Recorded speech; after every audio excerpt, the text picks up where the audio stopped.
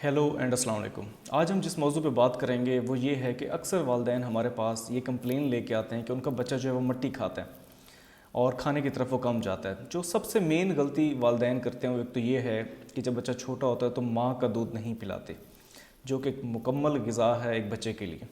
और अगर वो खुला दूध पिलाते भी हैं, खुला दूध पिलाते हैं तो वो नहीं पिलाना चाहिए 1 साल से पहले। और अगर वो पिलाते भी हैं तो लोग उसमें पानी डाल देते हैं, उसको लस्सी बना देते हैं। ये एक बहुत बड़ी गलती होती है।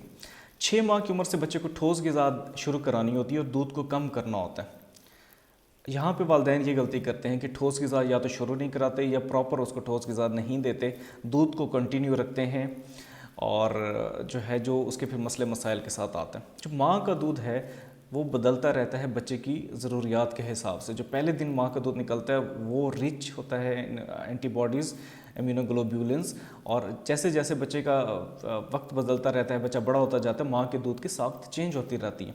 कुदरत ने ये निज़ाम बनाया है। हम ये क्या करते हैं, हम बच्चे को खुले दूध पे लगा देते हैं।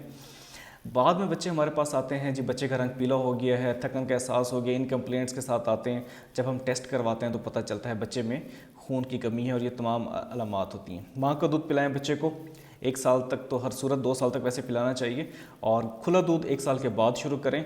और अगर माँ का दूध पूरा नहीं हो रहा तो डब्बे का दूध दिया जा सकता है। वो भी एक कंप्लीट ग़िज़ा नहीं है, लेकिन बहरहाल खुले दूध से बेहतर है। फोर्टिफाइड मिल्क होता है।